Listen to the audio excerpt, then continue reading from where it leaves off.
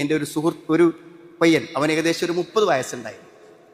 അപ്പോൾ എൻ്റെ വാപ്പ ഉമ്മനെ തൊലാക്ക് ചെയ്യാൻ വേണ്ടി തീരുമാനിച്ചൊരു മെസ്സേജ്. ഞാൻ ഇവിടെ വന്ന് ശേഷം ഞാൻ കണ്ട മെസ്സേജുകളിൽ പെട്ടതാണ് ആ മെസ്സേജ്. അപ്പോൾ എന്താ വെച്ചാൽ അയാളോട് ഇവൻ പറയണം, എങ്ങനെയെങ്കിലും ഉമ്മനെ ഒഴിവാക്കാൻ പറ്റൂല, നിങ്ങൾ എങ്ങനെയെങ്കിലും മുന്നോട്ട് പോകണം എന്നൊക്കെ വാപ്പനെ ഉപദേശിക്കണം. അപ്പോൾ വാപ്പ അവനോട് പറയാണ്, മോനെ, ഞാനും എൻ്റെ ഉമ്മയും ഈ 30 കൊല്ലം ജീവിച്ചത് എൻ്റെ അടുത്തൊരു മരക്കഷ്ണം കിടക്കുന്ന പോലെ മാത്രമേ അവൾ ഉണ്ടായിരുന്നുള്ളൂ എന്ന്.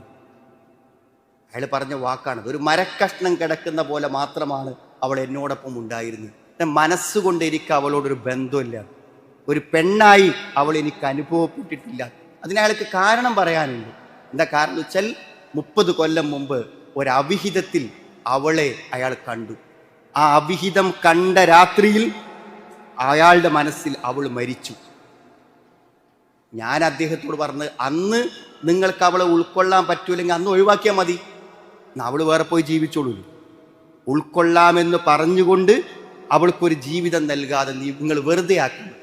സുഹൃത്തുക്കൾ, അങ്ങനെ വെറുതെ ജീവിക്കുന്ന കുറേ സഹോദരിമാരുണ്ട്, വെറുതെ ജീവിക്കുന്ന കുറേ പുരുഷന്മാരുണ്ട്. തൽക്കാലം അവൾ എൻ്റെ ഭാര്യയാണ്, എൻ്റെ ഭർത്താവാണെന്ന് പറയാ, എന്നിട്ട് സുഹൃത്തുക്കളെ ഒരവകാശവും കൊടുക്കാതെ, ഒരു ബന്ധവുമില്ലാതെ വെറുതെ കെട്ടിയിട്ട് നമ്മുടെ കൂടെ ജീവിക്കുന്നത്, അതൊക്കെ ഒരു ആയുസ്സിനെ നഷ്ടപ്പെടുത്തലല്ലേ സുഹൃത്തുക്കളെ? നല്ലൊരു ജീവിതം ഒരു മനുഷ്യന് കിട്ടേണ്ടതിനെ തടസ്സപ്പെടുത്തിയിടുക, പോകാൻ അനുവദിക്കുന്നുമില്ല, ഒരു ജീവിതം നൽകുന്നുമില്ല.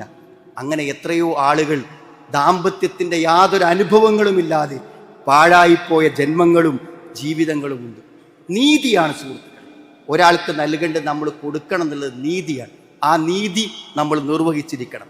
നിങ്ങളുടെ ഭാര്യയ്ക്ക് മറ്റൊരു പുരുഷനെ നോക്കാൻ പാടില്ലല്ലോ, നിങ്ങളുടെ ഭാര്യയ്ക്ക് മറ്റൊരു പുരുഷനെ തൊടാൻ പാടില്ലല്ലോ, നിങ്ങളുടെ ഭാര്യയ്ക്ക് ഒന്ന് ഔട്ടിങ് പോകാൻ വേറൊരു പുരുഷനെ കൂട്ടാൻ പറ്റില്ലല്ലോ.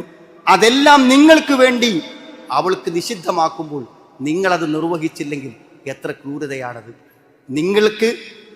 നിങ്ങളുടെ ഭാര്യയോടും നമ്മളതാണ് പറയുന്നത്. അവളെ സംബന്ധിച്ചിടത്തോളം നിങ്ങളല്ലാതെ മറ്റൊരാളില്ലാത്ത പോലെ നിങ്ങൾക്ക് അവളല്ലാതെ മറ്റൊരാളില്ല.